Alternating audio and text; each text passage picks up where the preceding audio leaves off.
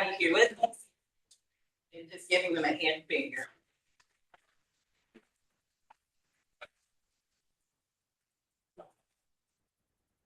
Okay, so of course, again, I shared the goals of today, but for those of you who may have come in a little late, I just want to reiterate what our goals are for today's conversation.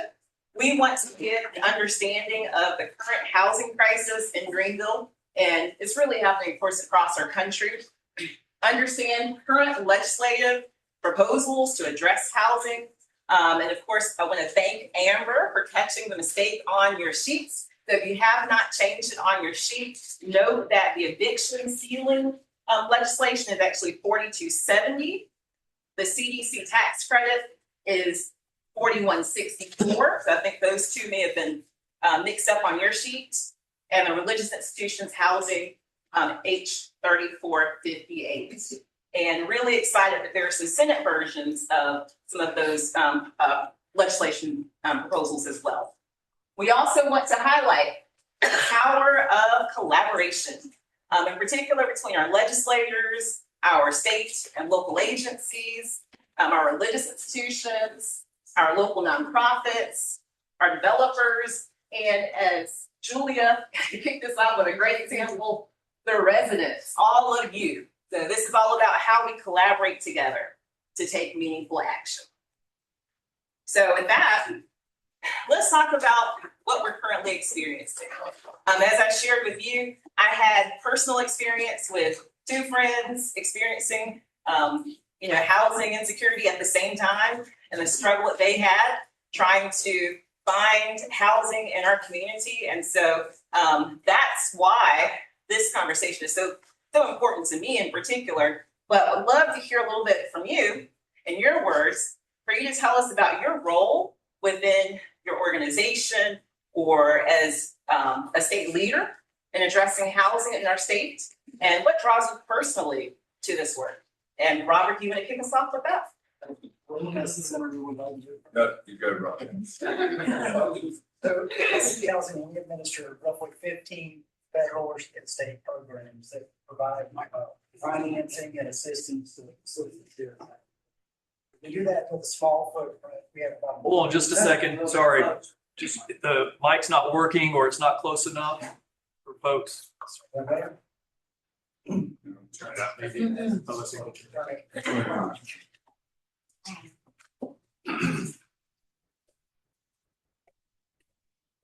that better? All right.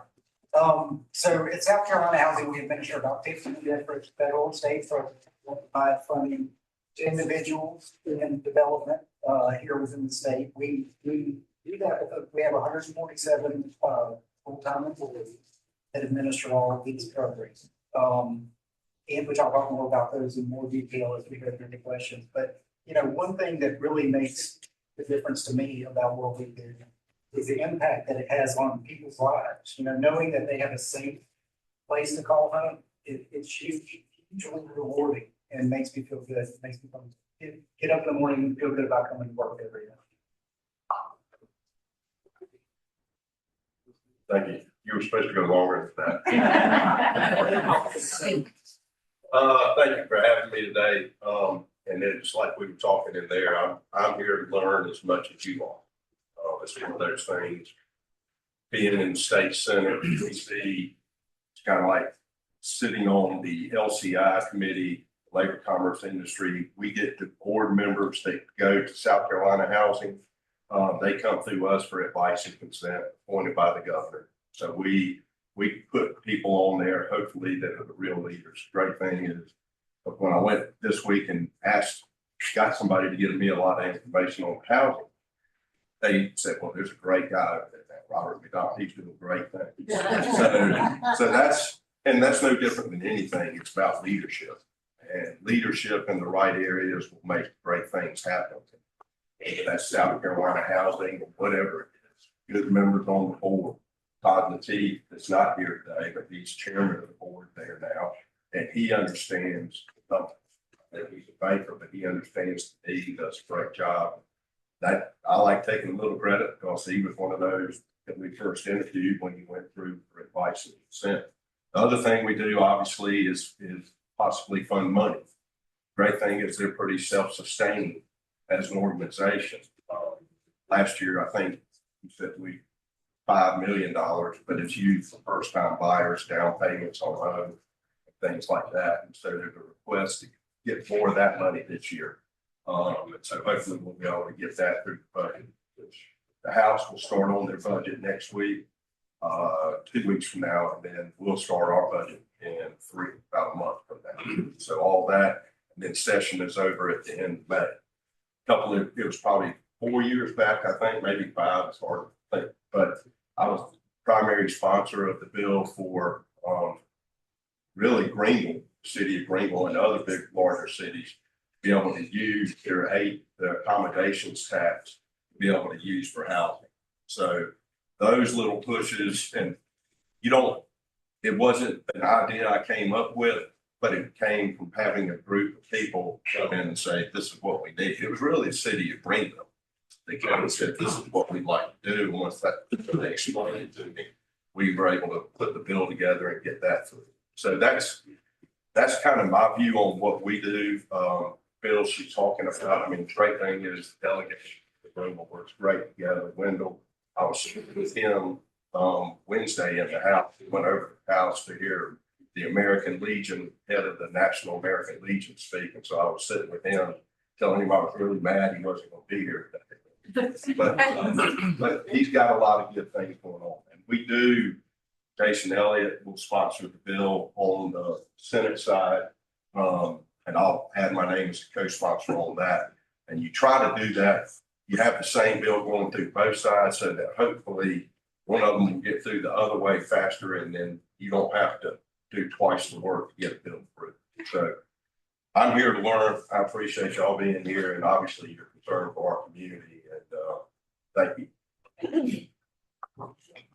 Good afternoon. My name is Deborah Mcketty, and I am a native Greenvillian. And I have been involved in this work for longer than I probably care to repeat. I'll probably take myself. But it's something that's really not only that I'm passionate about, but it's personal. I have been on all sides of this issue all my life. I grew up in public housing in Macdonald.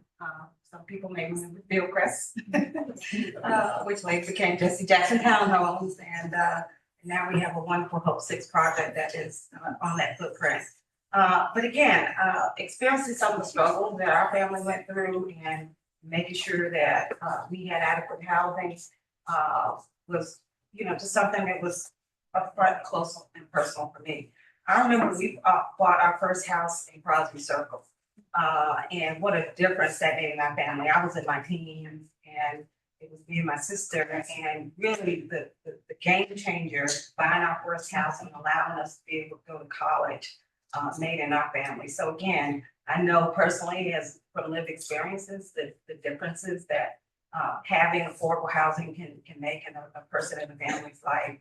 But from there, went to college at USC.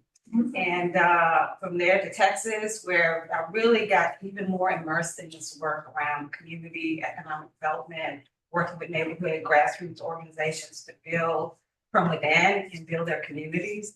And from there, I went to banking, where I really led teams to teach bankers how to invest in communities, because that was back in the day, that was foreign for them. And really got a lot of experience in the banking field and how we can best invest and use all the financial tools to really support this industry. I've been on the public sector as well. So again, I've done all this work as a practitioner mostly, but currently in this role, as you heard, for 5 days, I thought I was going to be retiring. I had my little retirement cruise, which I did get to experience. But was tapped to a wonderful organization, the Greenville Housing Fund. I'm happy to have a couple of my colleagues here. Got Aaron and Amber, who heard from before, who's really doing great work.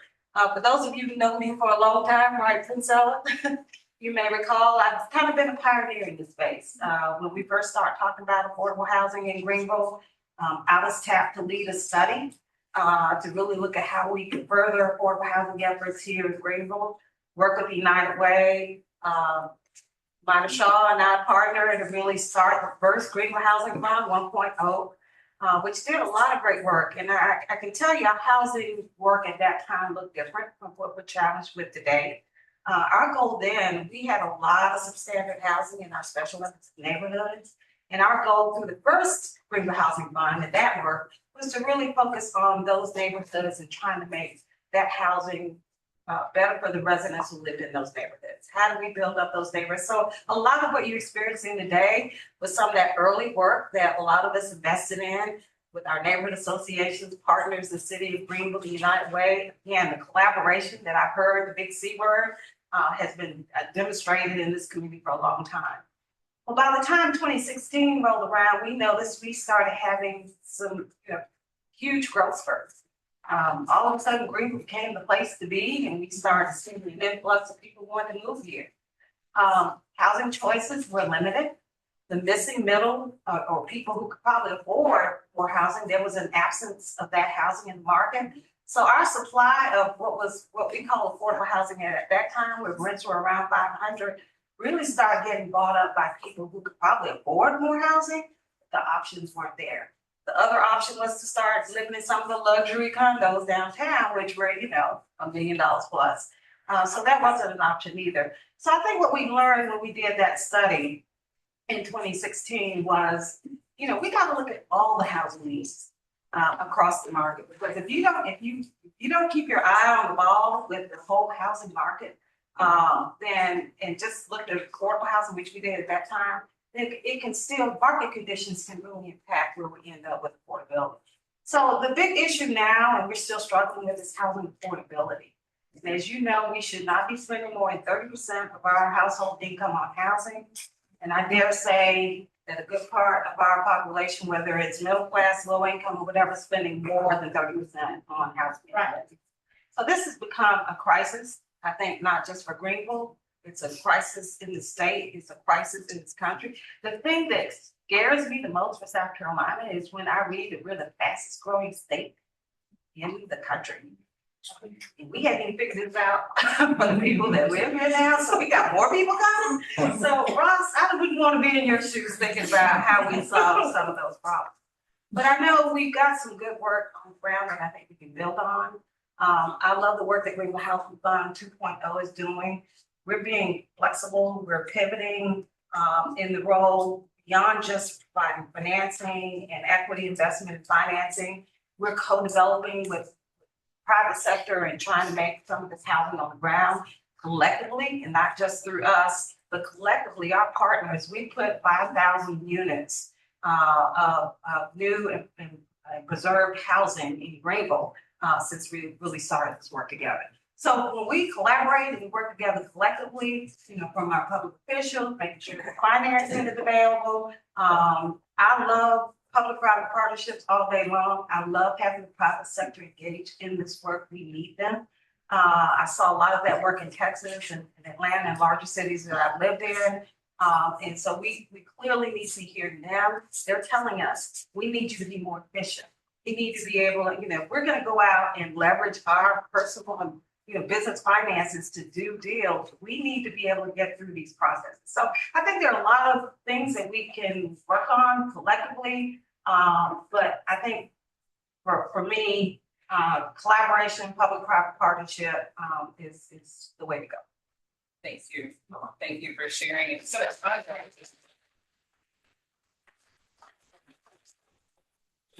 want to ask something similar of you, Robert. So Deborah just kind of laid out some of the programs that Greenville Housing Fund is currently implementing in our community. Can you talk about SC housing programs? I know that both of you are particularly proud of the $5 million investment from South Carolina legislature for this current, I believe, fiscal year, and the things that you've been able to do with that. So the appropriation we received from the General Assembly, typically the SC housing does not receive appropriations, whereas the senator said we're pretty much self-funded. But what we use that appropriation for is we created a program that we call Negative. And the appropriation is for basically increasing the supply for housing within the state.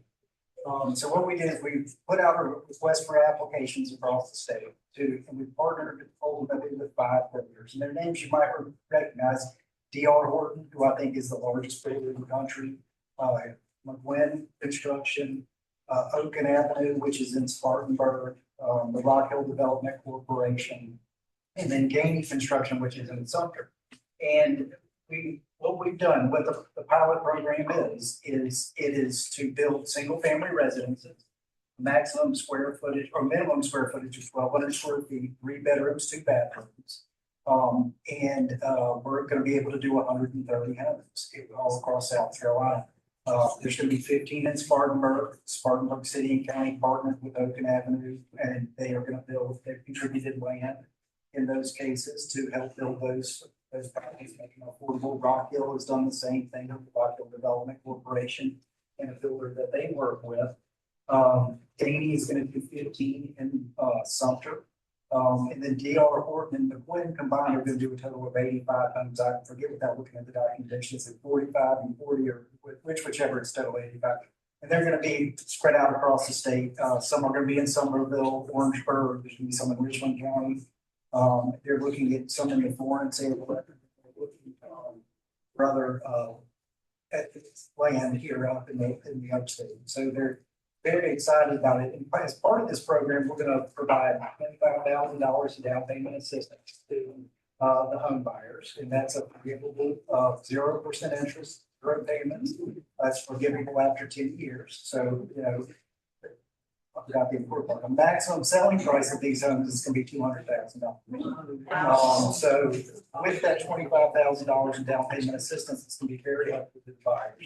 And to incentivize the builders to build these homes, we're offering them $12,500 in incentives to help with construction costs, the sewer tap fees and the like. To get them done. Again, we're going to be able to do 130, which barely scratches the surface. So we've asked the senator and members of the General Assembly for additional funding for the program this year.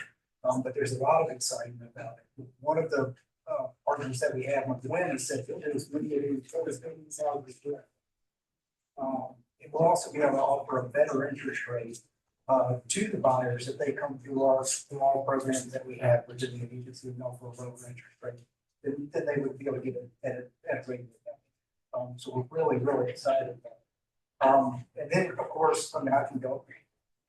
And someone asked what's the name of the program they wanted to The hear. program is called Made It Home, is what it's called. How many buyers qualify? So they can either go through a regular bank, and we have a group that it just has to be one of our lenders that we're partnered with. There's 144 lenders that we're partnered with across the state. But they're not required to come through our mortgage program in order to purchase one of these homes. But if they do come through our program, we can offer them additional incentives if they want to. But anyone can apply. Economics requirements. There is a maximum of $135,000 is the maximum income limitation on. Yeah, or at least the applicant's income. It doesn't have to be, if whoever's going to be on a mortgage. And we will have an opportunity in about 5 minutes for everybody to ask questions. Will you talk about those, some of the other programs that you Oh, offer? absolutely. So within the agency, of course, we have a mortgage revenue bond program. We issue tax exempt bonds to provide low interest mortgage loans. We offer those with or without down payment assistance. We offer conventional loans as well as FHA, VHA, USDA loans through those programs. We have a neat program that we're about to roll out. We do it every year. It's called the Palmetto Heroes Program. And it's for teachers, it's for firemen, first responders. And that offers a lower interest rate each year when we do that. This year, we're offering $60 million to make that available. We did $74 million in 4 weeks last year as far as reserving the loans. So a lot of exciting things that we have to offer in the mortgage revenue bond program. We also administer some HUD programs, both tenant and project rental assistance through HUD. In that, we cover 7 counties in the area for the tenant base, and we cover 266 properties in the state of South Carolina. through the contract administration side of it. And of course, we have the low income housing tax credit programs, both the 9% and 4%, which provide federal and state tax credits for development of multifamily housing. And in the 4% program, we issue tax exempt bonds to help provide a cost of capital for the financing of those developments. Of course, then we have the compliance side, which you make sure that they all stay in compliance for the years they're required. But we also have federal home funds, federal national housing trust fund, state housing trust fund monies, and we use the state housing trust fund in combination with the home funds and the national housing trust fund in our small rental development program. You can layer those three sources of funding together to provide, so that covers developments up to about 39 units. And then in the state housing trust fund, we have a supportive housing program, and we have home repair programs, and we have disaster recovery programs. I'm missing it. Thank you. So a lot of programs, and so we can have a lot of opportunity to offer assistance to people in need here in South Carolina. Thank you for sharing all of that. And I do want to, just getting back to the legislative piece, Representative Jones, again, sent his regards and says, or at least I just want to share something. He proposed legislation to grant tax exempt status to properties used as affordable housing. So this is something for our religious institutions just to make note of. If they're owned by a religious institution, that this legislation, this proposed legislation would allow them to develop their land, anything that's next to their land on their property that they own. According to Jones, everyone wins in a situation like this, including the state, churches, and people desperately in need of affordable housing. He says, from the state standpoint, we have the opportunity to put some more housing in place throughout the entire state. From the religious institution standpoint, we're serving our neighbors in need. And so ultimately, everybody wins. Again, this allows religious institutions to use their land, any land connected to or adjoining to their main campus for the purpose of building affordable housing without losing their property tax exempt status. And to be part of the proposed program, units in the project would have rent set for people earning 60% or less of the county AMI. And I just want to mention that because I know in the past, Greenville Housing Fund, I believe, did a study and determined that there were, I can't remember how many acres of land that was owned by religious institutions in our community and across the state. So there's an opportunity there as well that Representative Jones is trying to lead in our state. He also has signed on as a sponsor for House Bill 4270, the eviction ceiling, and House Bill 4164, the CDC tax credit. Both bills that local organizations, again, like Greenville Housing Fund, are hoping to see advanced. So, Senator Turner, excuse me, I want to thank you because you mentioned championing the legislation that allowed us to be able to use our accommodations taxes for affordable housing. What specific policies or legislation do you believe will make the biggest difference now in expanding affordable housing in our state? And what would it take to get that? I think, and I read through the bills that are going to be both on the Senate and House side. And I think the immediate thing is tax credits. What we're trying to do with community economic development, tax credits. I think that program got stifled a little bit over the last couple of years. I know locally, Homes for Hope is a big player in that market.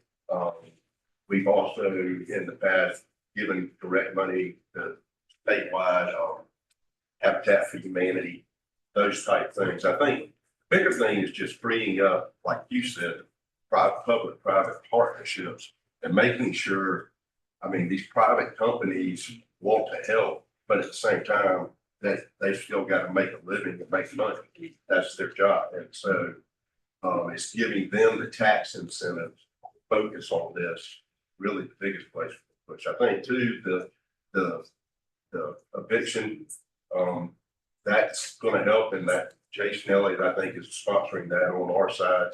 And so I see that going through. And I really like Wendell's on the, because I had not thought that much about the churches losing their tax exempt status if they did get into this. So that's a huge piece that'll help too. And all of that is ultimately it affects the budget because it's just money that's not going to go into the budget. So that's why it's not just free for all here, go do everything, because every tax credit is taking money out of the budget. And so it's really an overall picture you have to have. Thank you for sharing that. And I do have one. Do you want to add to that or? Well, yeah. I just want to say how excited I am, and a lot of you in this room have been advocates on the ground for helping to raise some of these issues to our elected officials. And this is success, guys. Over the past 20 years, I mean, I've learned to measure success as progress. You know, this is a long, hard work, and it doesn't happen overnight. And for those of us who like instant gratification, this is not the work for you. But one thing I'm really excited about that I had a chance to really explore in Charleston was the accommodations tax of 15%. And hopefully everybody's familiar with that. But one of the things I saw the local municipality do there in Charleston County, as you know, Charleston has a lot of tourism. And so Charleston County dedicated 15% of their annual tax funding to set up a affordable housing trust fund, which the organization I ran, we pulled that together. So they were able to seed their housing trust fund by $12 million. And they committed for the next 3 to 4 years to keep adding that money so they can have a permanent source of funding and financing in the local communities. So that's really awesome. I understand the city of Greenville has also dedicated $1.6 billion of their tourism dollars for that. So that's huge. It's working, Senator. So I just want to let you know what's happening across the state. I think the other thing that really continues to excite me is, please, we got to get the CD tax credit reactivated. Organizations I've worked for, Community Works, the Greenville Housing Fund, and the South Carolina Community Loan Fund really benefited from those tax credits. We were able to leverage those. Amazingly. And so a lot of you donate money to our organizations. With that, you could have gotten a 50% state tax credit. So we would really encourage you to get behind that because, we need all the equity and capital we can raise to do this work. So it's very important. And the thing that I'm most excited about is right now the opportunity for religious institutions. My own church, Long Branch, owns several lots in the neighborhood to do them. And, we formed the CDC. We've been trying to think about how can we contribute and make a difference in space. So, with a lot of churches getting smaller and having more real estate, I think this is a huge opportunity to kind of add to our toolkit. Thank you. Adding all of that. So what would you say what would a truly aligned, collaborative housing ecosystem look like for our state? And then of course, I would love to hear, your thoughts specifically about Greenville, Deborah, since you are working to lead us in that here. But Robert, what would you say that looks like? So that's a tricky question.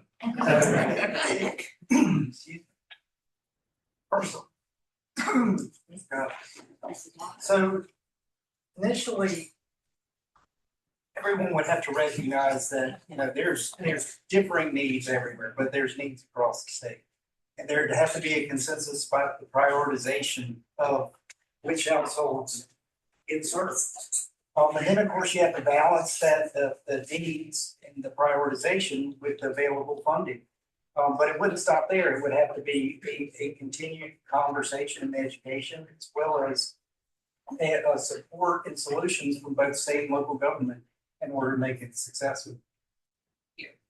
And Ross, would you add to that? What would it look like in your dream world? What would true alignment and collaboration look like? In the dream world, there wouldn't be a need for housing.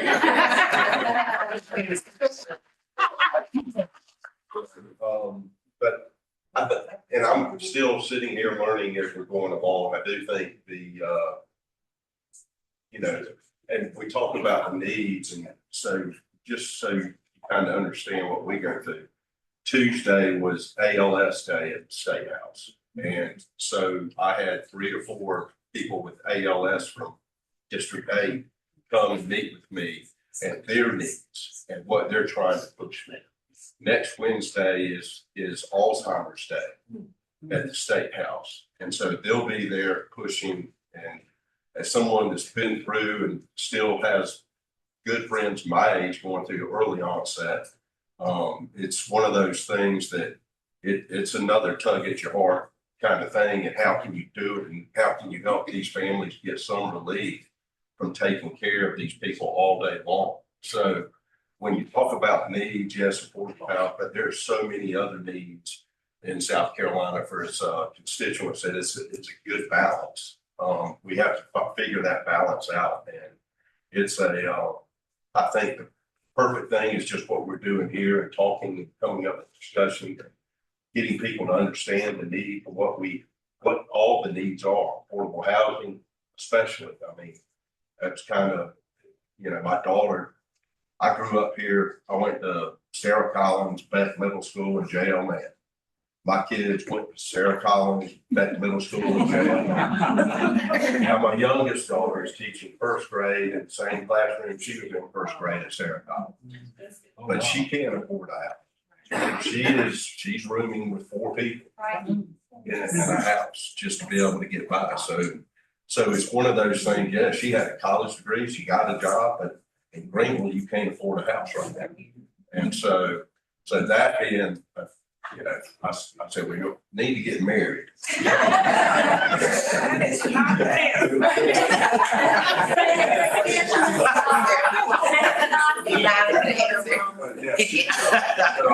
That's the kind of relationship I have with her.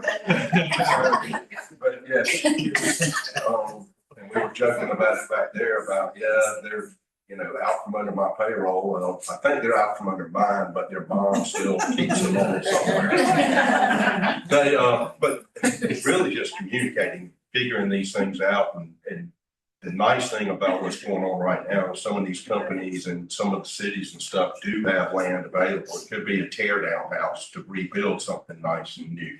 But if you don't have the land will kick you out of even having an affordable house to sit on. So that's a need, and I think that's one thing Greenville did with some of its money right out of the A-tax, buy the place at Church Street. And so the things are working. It's just probably not working as fast as we needed to because of the growth that's coming here that is driving up the prices. I'm trying to convince them we don't need to keep saying, that Greenville. We've oversold. But thank you. Yeah, my goal and wish and dream is that we should probably work a little smarter and not as hard. I see a lot of duplication across the state, folks working in different directions, and I think that starts at the very top. For me, having worked in the private sector for quite a while, some of the discipline around strategic planning and thinking and let's make sure we're making data-driven decisions is just been instilled in how I operate. And so, for me, with the rapid changes that are happening, we have a need more than anything else to really understand what those changes mean for our state. And so whether that means a study, really understanding what the true housing needs are for, like I say, across the state, because we have rural counties, we have metro counties that are growing rapidly. Those needs will be very different for each one of those areas. So really being very targeted in the strategies and approaches that we use, I think would really help inform, first of all, our legislators about, hey, how do we allocate resources and support legislation that really supports growth all across our state. And then that filters down to wonderful agencies like, you've heard all the different programs that SC Housing does. I mean, there's a lot going on there, but again, are they being operated as efficiently as possible? I think one big leap for the state is the state has been around 2030, the SC Housing 2030. Yeah, and initially they were set up as a conduit to really bring federal funding into the state. And so a lot of that business model needs to continuously to evolve. Because quite frankly, we need them to be working with us locals. Now that the cities and municipalities and counties have made housing a priority, we need to be collaborating more closely with SC Housing with these resources. So for example, if the city of Greenville committed $10 million for affordable housing in this community, you know, what can SC Housing do to match those dollars? So we can have $20 million to work together. I think we need to think more about people collaborations, because we can help you all leverage, get those dollars out in the community and help solve some of the real housing problems on the ground. I have a question. All right, and we do have time for questions now, so we'll open it up. If there was someone before earlier, I believe you had a question. I had a question about that, Made at Home program, $5 million pilot, 130 houses. How does that proportion out to each house? How does that $5 million, does it offset the building cost for the builder? Is it down payment, or just, how does that money help that house happen? So each house, you know, we'll just consider that, we're able to do 130, and that's 25,000 DBA for each home. And then $12,500 for each home incentive to the builder. Now, we do currently have 2 that have contracts on them already, with D.R. Horton. One of those buyers did not opt for the $25,000 in down payment assistance, so that will remain in pool, translated into we could probably do a 131st house. So did I hear 25,000 for down payment assistance and 12,500 for the builder to offset their costs? Yes, sir. And Okay, I apologize, I was a little late, so you maybe have already touched on this, but you offer with the affordable housing, is there any say about people with special needs or mental disabilities or physical disabilities? Is any of that special funding gonna be designated for them? We have that in our supportive housing program through the State Housing Trust Fund. Yes, ma'am. Well, the reason I ask is I have a daughter that is 54 and she recently had a brain injury, so she's disabled mentally now. And she has a son that's 34, has autism. So I take care of both of them in an apartment in Greenville that's really leaves a lot to be desired. But anyway, that's the best we can do right now. But I would love for them to be in a home or have be able to own something just in case something happens to me. So that would be great if you did. Yes, ma'am. So how does the average person access your programs? Not the builders, but individuals. The Made at Home program? For example, or any other program that you have that is slated for individuals. So those would mostly fall under the State Housing Trust Fund with the home repair and the disaster recovery programs. The way that works, and we're looking at how to make it better right now. You know, as Deborah said, we got to constantly evolve with it, with what, you know, the changing times. And so the Made at Home program, a lot of the builders are selling those homes for D.R. Horton, and we're going to have people on site that are selling those homes. But we have on our website a lot of information about it, and I believe we're going to be posting where all the homes are as they're available. So that information will be there. As far as the others, the State Housing Trust Fund, we have partnerships with nonprofits in various areas of the state. Now, I'll be honest with you, that's a challenge, finding the nonprofit partners.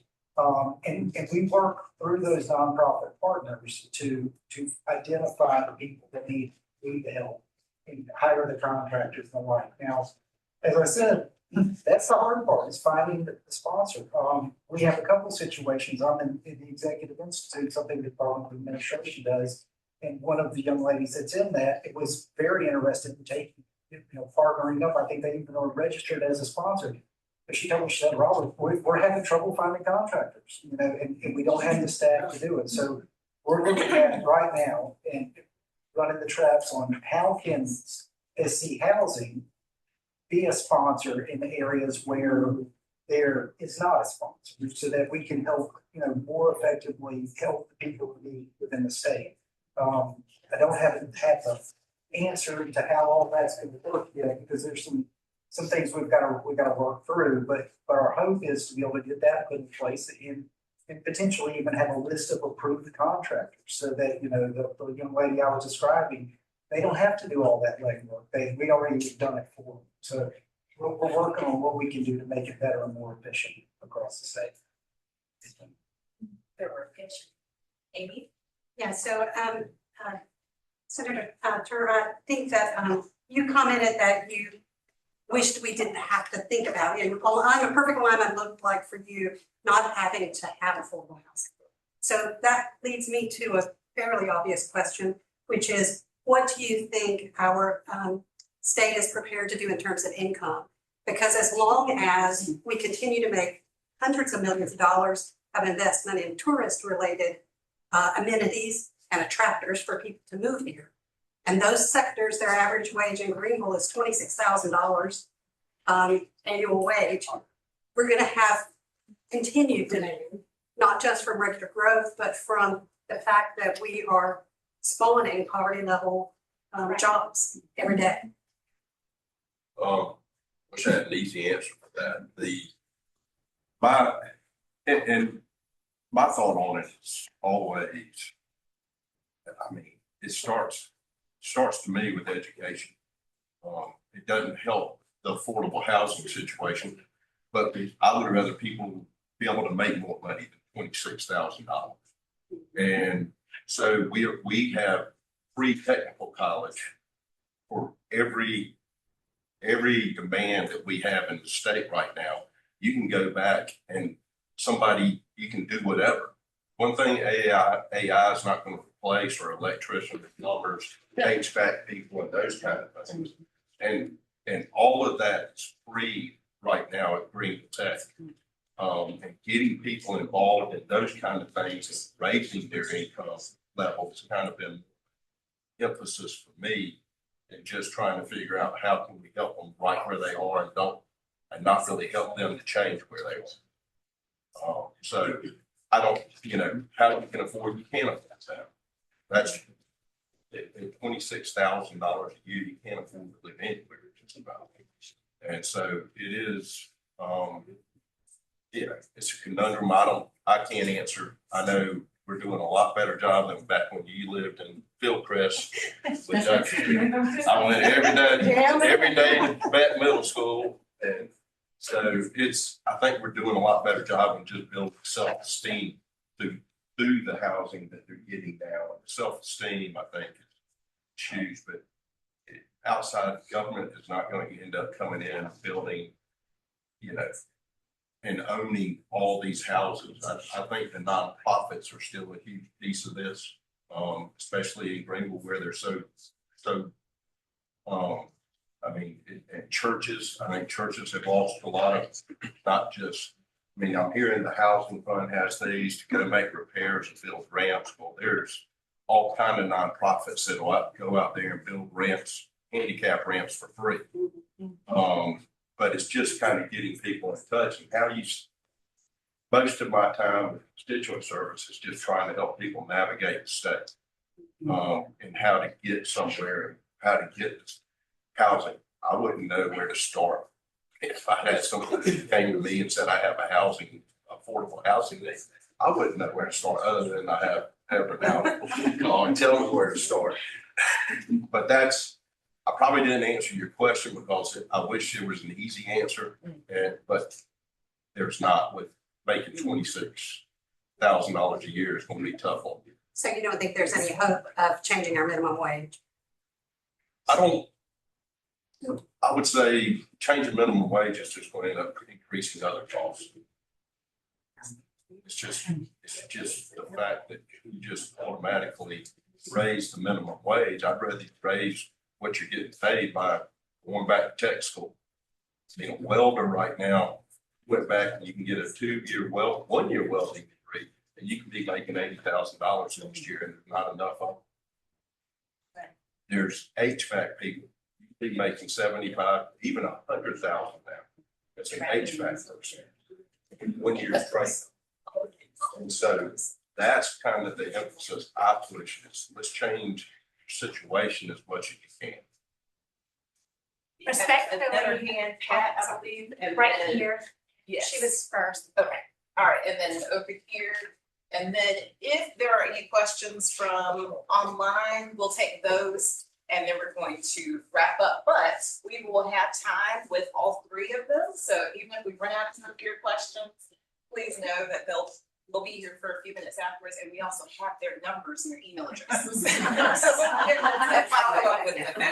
All right, I first want to say I am really appreciative of this conversation today. And when you was talking about the welding, the traveling welders make a whole lot of money also. Yes. My thing is, the consideration for older citizens who live in their homes that, because now your house next door is 400,000. And then, when they do the assessment, then, in the neighborhood that I grew up in, there's a lot of, teachers who, they've been doing really well. They have not been asking anyone for anything.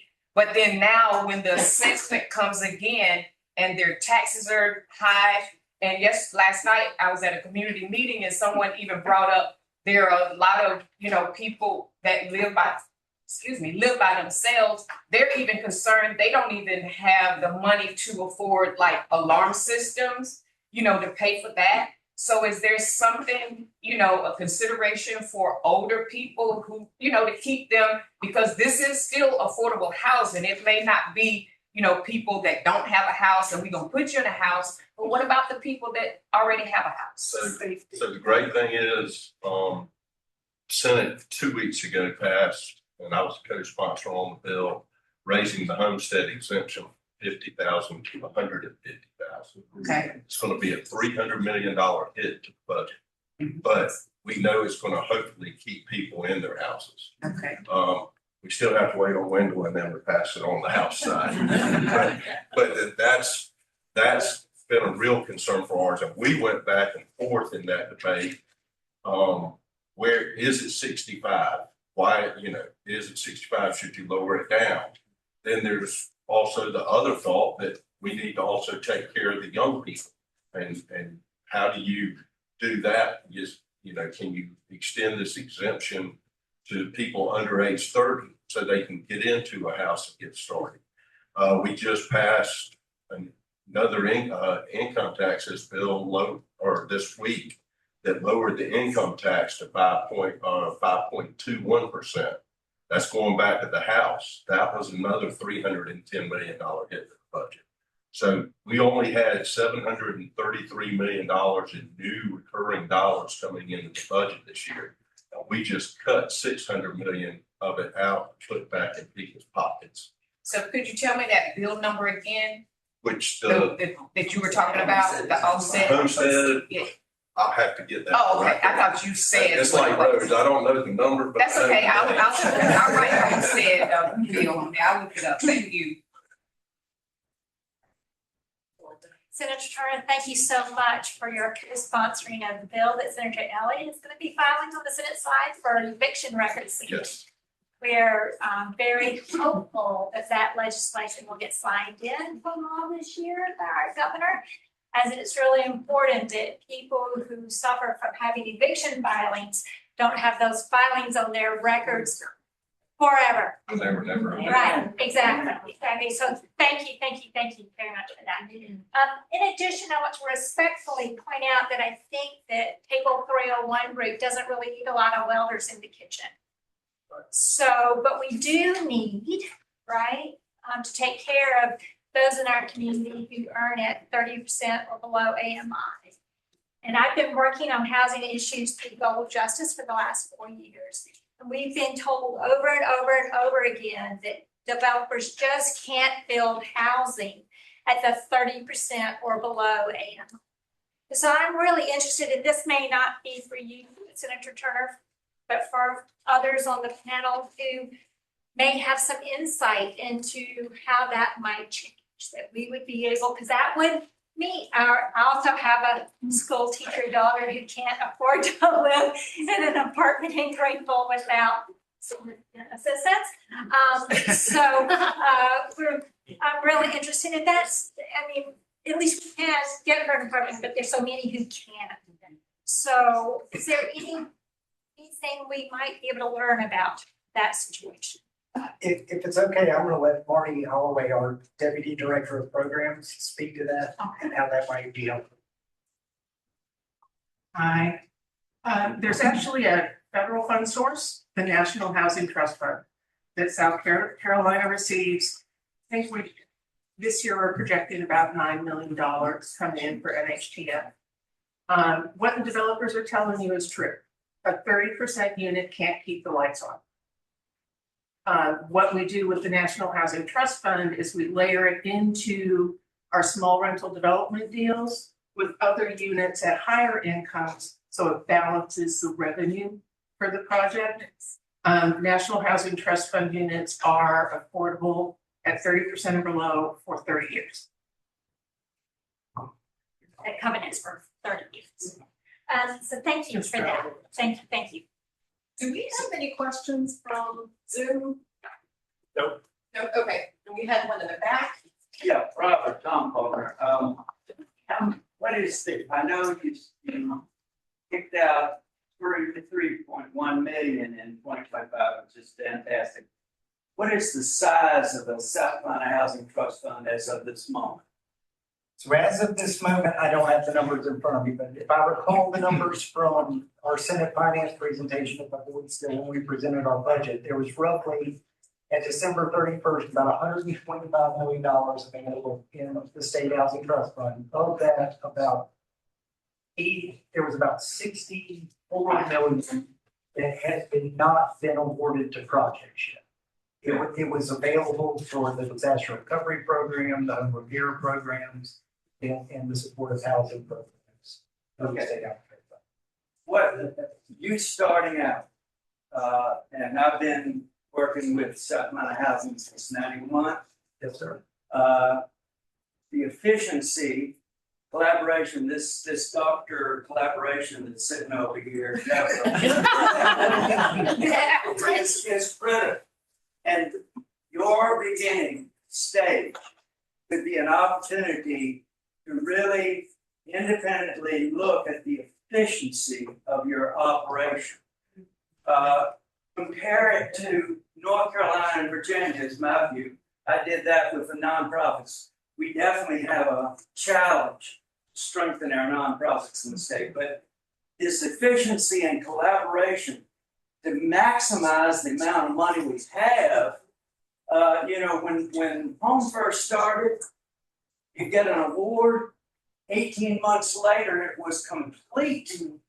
I just finished 36 SROs. It took over 5 years.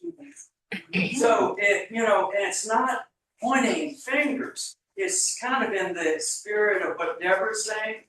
Let's look at what we're doing and figure out a way to maximize the efficiency. And with your star, it seems to me like a wonderful time to have somebody or some group do an independent look, comparative look across these neighboring states. I think Virginia and North Carolina are better than Georgia, but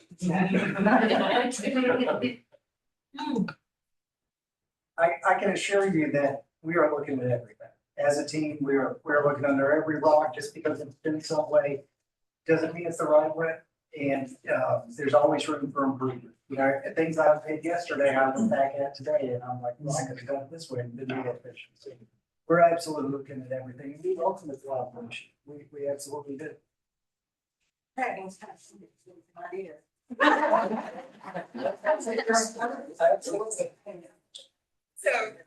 this is such a fascinating conversation. I feel like it could go on for probably another hour or so, or even longer than that. But Kiyosh, I'll get to you in just a second. Okay. But I do ask you to just take 60 seconds and reflect on what you've heard. There is a sheet in front of you, and I believe there's a question for you at the very bottom. What opportunities did you hear? What actions can you take in the next 30 days to support advancing housing affordability in Greenville? So we heard about legislation And if Ross, if you'll share with us, like, what is the most effective way for you as a representative to be able to understand what your constituents want? What's the most effective way for you to understand that and for you to be able to take action on it? It gets back to the communication. It's just communication, and, you know, I probably, by the time I clean my email out about 10 o'clock this morning, by the time I get back to office at 2, I'll have another 120 emails. So, but what I do is, and if there's something that's coming up next week that one group had, I could have 400 emails by the time I get back to the office. And it's just what I'll be honest with you. I read one, if I see it's a canned email, I'll read the first one, delete all of them. It's a canned email. But most all personal emails I read, and we try. Usually I'll ask somebody what's going on this, and somebody's already working on it, but it's personal communication.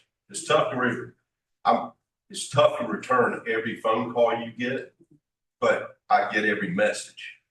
Leave a detailed message. And usually what I say when somebody has a problem, I say, if I talk to them, I say, can you send me a detailed email on what you just told me, so that I can turn around and hit the forward button and send it to who it needs to get to. And then I have a great assistant, Jabelle, that she keeps follows up on everything. So it's really just communication with whoever that is. To me, it's interesting because, like, again, it's navigating state government, navigating all this. South Carolina is still South Carolina. We're not that big, and we do. There's a lot of collaboration all the way across the state, because it took a while when I first got in. It was more like Charleston versus Greenville, and everybody thought it was that. And now I think people have started to realize it's more South Carolina versus other places. And so I feel like collaboration's come a long way since I've been. Thank you. So communication and personalized communication is the most effective way. So if you'll take about, 60 seconds just to reflect on what you've heard, take any notes that you don't want to forget. And again, remember that all of these individuals up here, they are South Carolinians, they are Greenville residents in most cases. And of course, Columbia, we have Marnie, and we have Robert here, who we can always communicate with. So go ahead and get your thoughts down. And then we had one more question that we will take before we close out.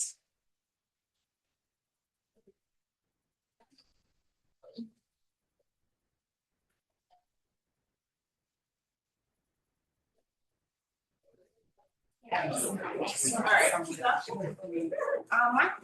is question. All right, so we have one more question, and then we'll wrap up. My question is for Senator Ross. When you mentioned about individuals going back to school to increase their wages, is there, and this is maybe just a thought, just support around if those individuals do go back to school, just the pay cut they maybe take, things that would decrease in the household? For an example, the ABC voucher is on pause right now. So are there supports that can support individuals that are trying to go back to increase wages and, just build their household? I don't know specifically what those supports are. I do know the schools are trying to get very good at fitting to your schedule, knowing you may work during the day, but trying to have more night classes, trying to do those things. Sometimes they'll have it on the weekend. Now, it's really trying to get it back out to you. It all takes a sacrifice. I mean, it's a huge sacrifice to make that decision to go back, especially when you have 2 kids at home and no one to take care of them when you go to school and things like that. So I get all the barriers to getting back. I do agree with that. We sat for a presentation yesterday, Dr. Stephen Miller is doing some great work in partnership with the Hollingsworth Funds and United Way to do exactly that. They put together a STAR Center, I can't remember the exact name of it, where they're supporting students, through housing, food security, and whatever, so they can keep them in school. So I think there's, to your point, this deep recognition that, yeah, it's great to tell somebody to go back to school, But, you know, if you got childcare issues or, you know, your car, you can't get dependable transportation to and from class, whatever. So, Greenville Tech is really leading the way, in my opinion, on really supporting students and creating a support system in case management for students to be able to be successful, so they can get those grades. Thank you both. All right, I want to again thank you for being here. This has been a wonderful conversation, and I hope that this is just the beginning of our conversation with each of you. I also want to thank all of you represented here today. Many of you represent coalitions. I know that we have the Affordable Housing Coalition here in the house, so thank you for all of you who are part of that. We have Gold Justice here represented, and of course could not have pushed forward some of the wins that we've seen recently in the House with the eviction ceiling. Some others that have probably, if you're with the coalition or with the group who's helped with some of this legislation, please do raise your hand and tell me about what you've done, because we want to recognize and acknowledge the great work that you've done. And of course, you can always tell us later if you don't want to write down. But we want to invite Matt. Oh, yes. Alessia, I would like to point out one more. It's an organization that's more prevalent in the lower part of the state, but the SC Tenant Union. Oh, thank you. They have been just really at the forefront, Yes. building a coalition for 4270. They've done a great job. They're doing a great job. They have, absolutely. Thank you for pointing that out. And we want to also share about what we have going on next month, because our next Fourth Friday conversation is also a very important conversation, and Matt's going to tell us a little bit more about that. Thank you, Alicia. And before I talk about our March 4th Friday, I wanted to offer just some another thing to think about as you leave today from a faith perspective. And my title here at Affordability Ministries and the Village Engaged is Director of Faith-Based Initiatives. But I want to assure you that is not just the Christian faith. Okay? I'm a Christian. I'm a Baptist pastor. I'm a Jesus follower. Most of my examples happen to kind of lean towards Jesus because I'm more familiar with his work. However, that's not the only faith that can spur you into good work. Okay? And at Village Engage, it is anything.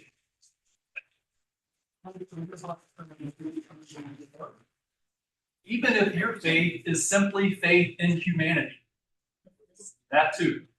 And I want you to know that if you ever want to try to have a listening ear to help kind of work through the process of attaching your faith to work in the community that suits your soul better, I can make time for that. Those are my favorite kinds of conversations, and that's another part of my role here. So just keep that in mind, okay?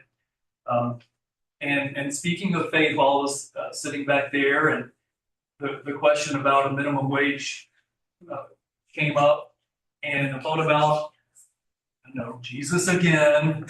But when you read the gospel, Jesus never turned to the poor people and offered them examples of what they need to do to work their way through a system that is rigged against them. Right. If anything, Jesus turned to the wealthy people and said, all right, how much is enough? And so piggybacking on Amy's question about a minimum wage, if Jesus were here right now, he probably would have been asking for an update on the maximum wage bill. Okay? All right. So that's one way that it can help you see community problems in a different way and kind of offer a new lens for the next conversation that you're going to have. All right. So in March, we are doing a conversation around the injustices and the changing landscape of families who are our immigrant neighbors or our refugee neighbors, and how those laws keep changing, their status keeps changing, and how to problem solve your way through caring for these folks and walking alongside them. And the example I see over and over is that if you start with the issue of immigration and walking alongside our neighbors experiencing the changing landscape around immigration and refugee status, right now, food insecurity ends up being the short-term problem. And so what I want to put on display and have a genuine conversation about right here in March is the folks that are walking alongside families, working in the refugee resettlement space or an immigration space, and those with access to food share capabilities and delivering food. How do they get around and try to figure out the best way to meet the short-term needs and a long-term sustainable plan? And I think it's going to be a really cool conversation that's going to happen in live time right here. I've been a part of that conversation, and it's really fun seeing how, it's not fun having to solve this problem, by the way, but it's really cool seeing how the collaborators, people in certain positions with certain connections are piping up and saying, oh, we need to call this person, let's do this, let's call that person. And you go from a community problem, you work together, and you find your way to what's the solution to solve it in the short term and the long term, and knowing full well that there are also legislators and people in coalitions, goal, wherever, that are also working on solving the problem that's causing the problem, okay? So that'll be March 27th, and that is around humanitarian needs and solving immigration, solving problems that come from the immigration crisis. And the last thing I'll say is, if you're a part of a cool coalition or a collaboration and you just want to throw it out there, we heard a few, Goal and some others, just for people to be aware. I want Village Engaged to be a hub, one of the hubs for knowing how to get involved in meaningful action. So if you're a part of a coalition, I'll start. I'm a part of a couple of coalitions, the Greenville Affordable Housing Coalition under the Greenville Housing Fund.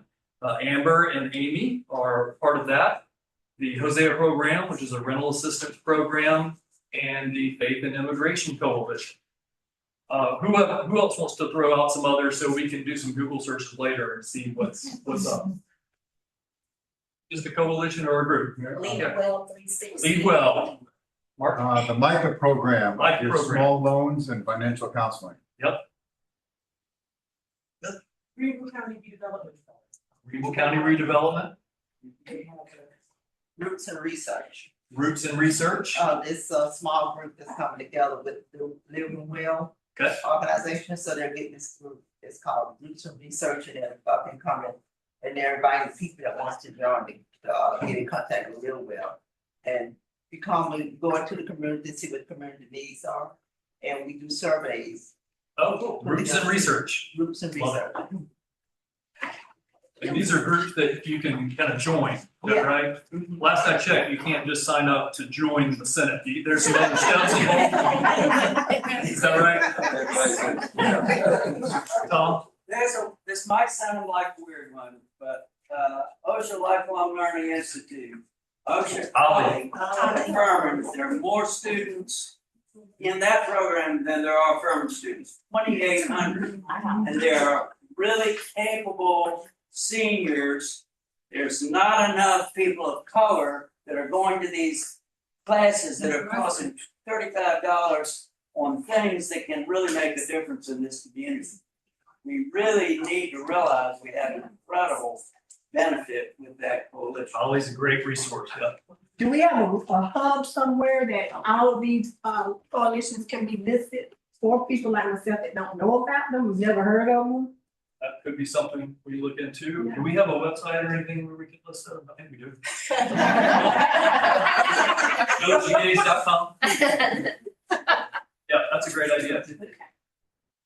All right, thank you so much, Matt. Before you go, we do invite you to complete our survey.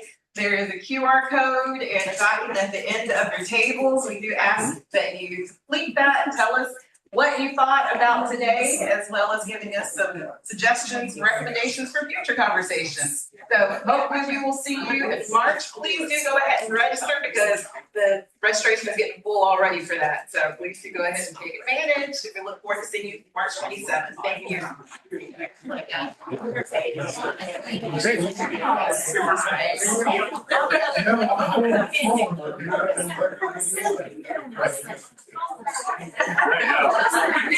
have to. I gave it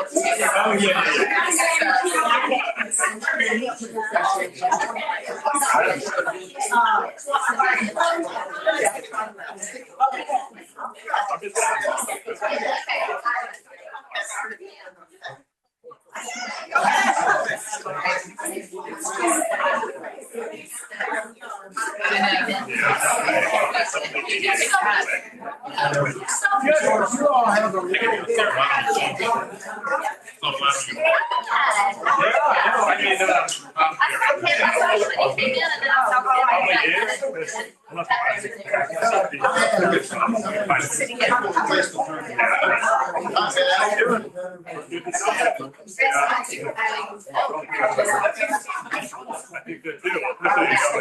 How's your group going?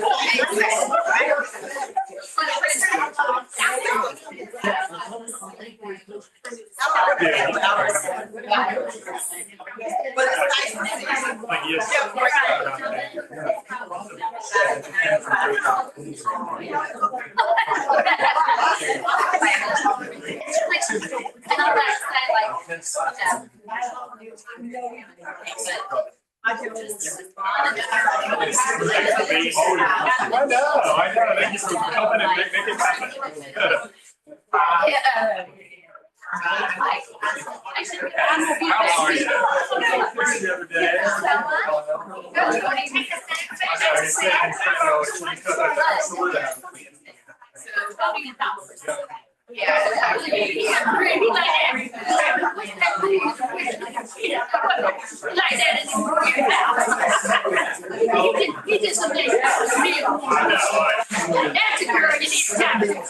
It's so funny because I think Peggy was in a meeting and I think she would have said the exact same thing.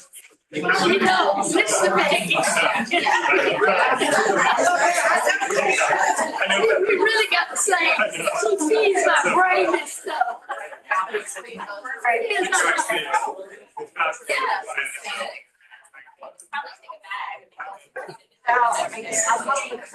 I tried to get you. I had to send you what it is.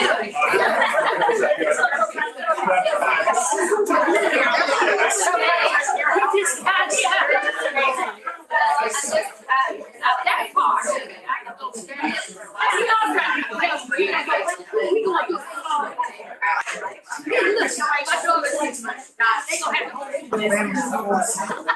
well, yeah, that's the kind of thing.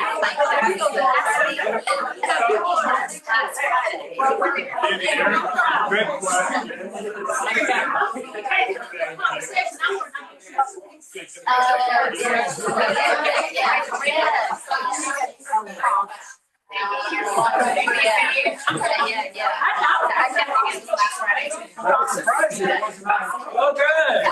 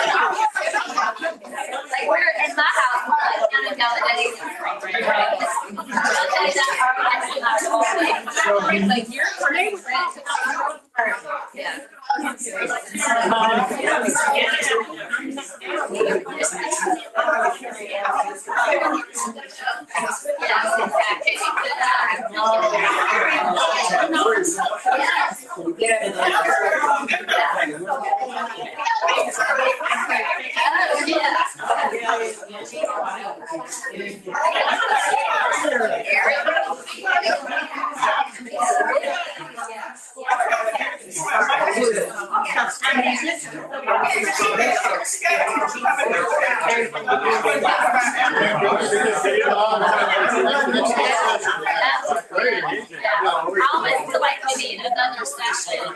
Speak around and there's like a little simulation. Maybe like after wrap up, you know. That's what we started. I just and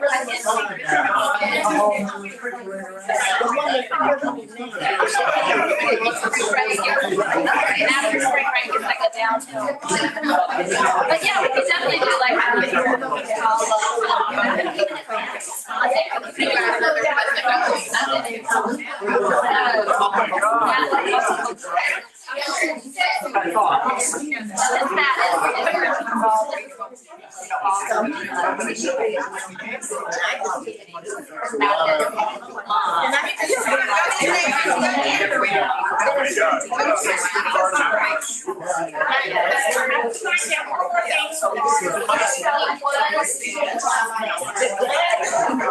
about a month ago, came on village engagement.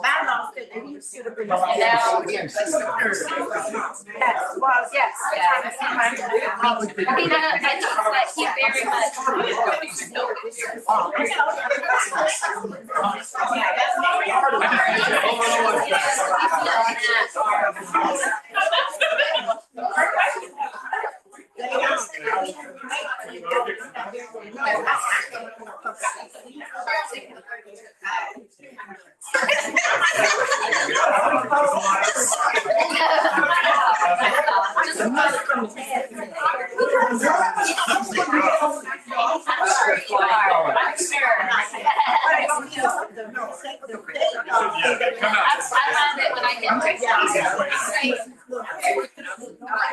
I won't run away.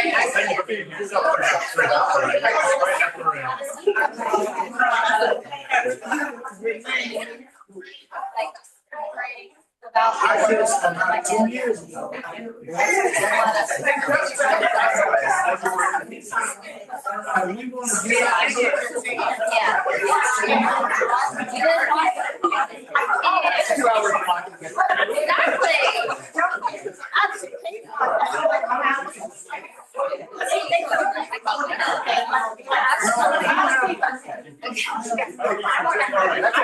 That's not true. That's not true.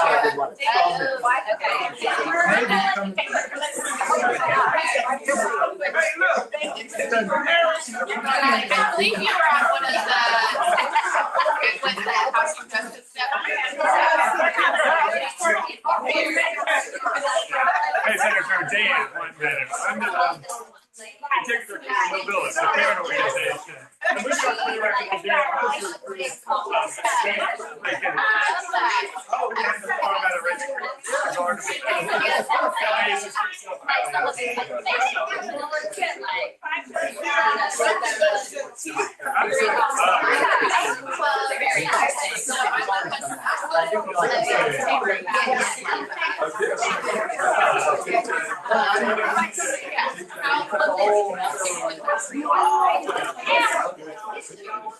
It is. I mean, thank you. I just get it. Okay. Thank you so much. I would have walked away. I'll come right now. Take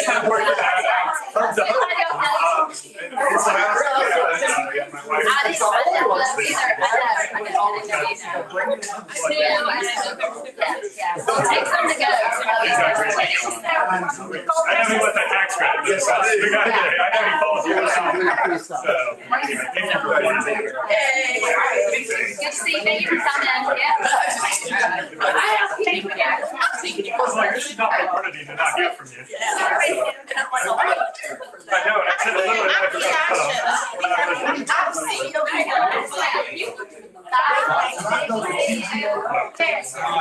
Matter of fact.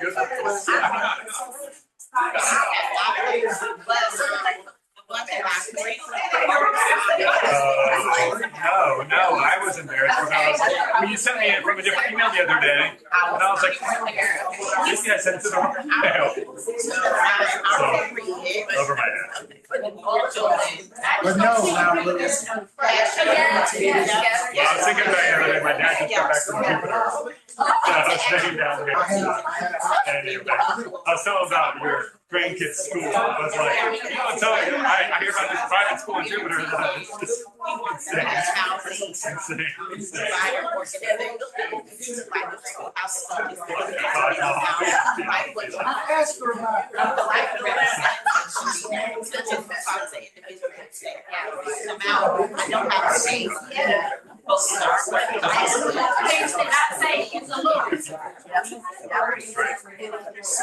oh, yes.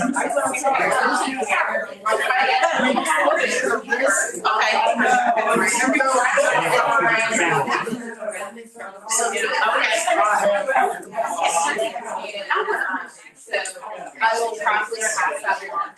Okay.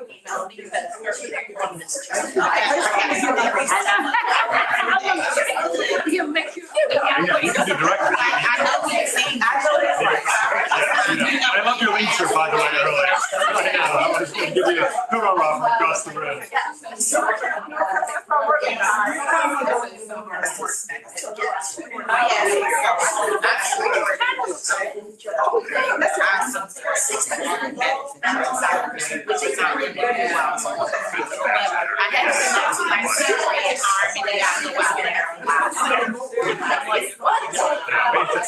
Federal government doesn't need anything like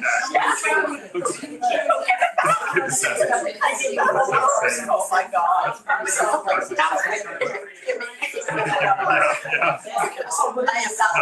not letting that money in. Let's get it back.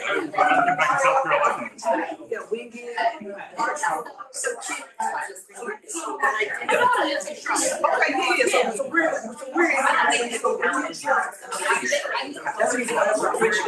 For the way I don't know, that might aggro. Another party last night. Yes, and I will,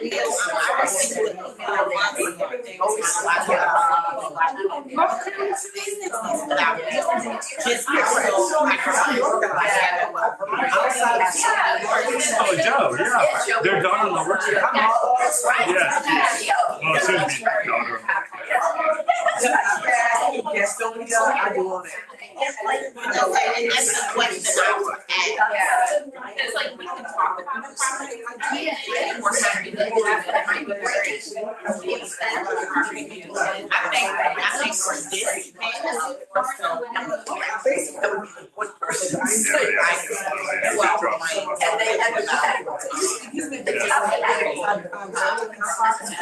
Just the overall picture. Yeah, so I will ask, I keep saying that. So I was, which is the next part of the. Yeah. But I will ask. Somebody did not know that was like a really big fun day. So that was nice. I was grateful for that because that's what you should do. Matchmaking. Because there's a lot of folks that move here. That's right. That's right. Yeah, how I did not know this guy. I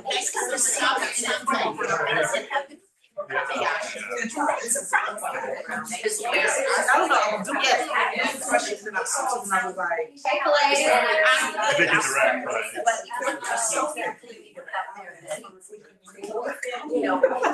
I had to walk away. I know. Like, and then if I do something wrong, I'm like, yeah, stability, yes.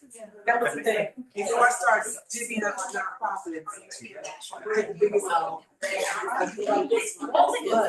this one is, they have a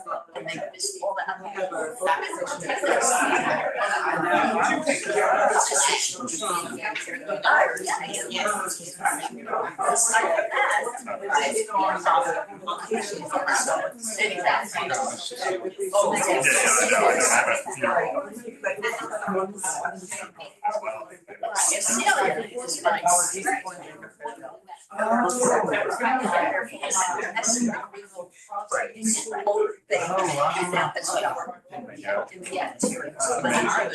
Wow.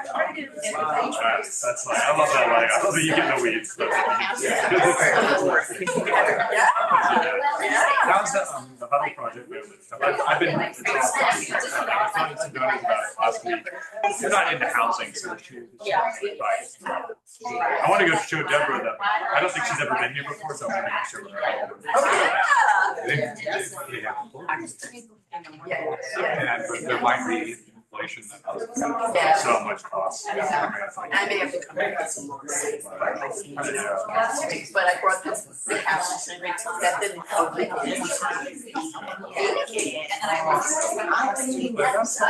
Yeah, well, you're a good saleswoman, so. So I told him. I read the survey and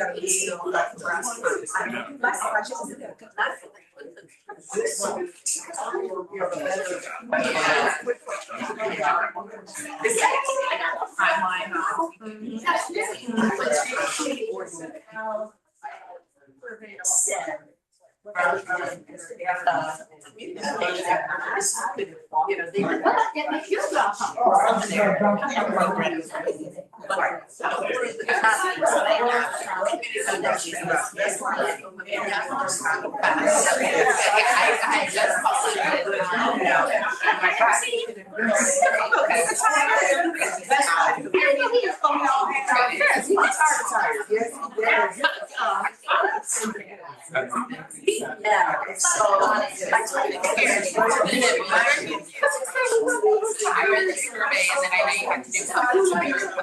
No, talk about John. You're talking about John Test too. That's Oh, let me run the money through here. so that'll be all. So I That's, yeah, find out the real story, yeah, because So when I worked in Greenville County, Greenville County, they don't want the money to go away. I would not. You're paying you, honestly. Because I said, You know, does that have to be? Okay. No, I'm just saying, because he was like, I said, you said, I see something. you and your. And I was like, come on, John. But we don't even, I'm like, sit here. Well, you gotta get on. I don't know, you need to.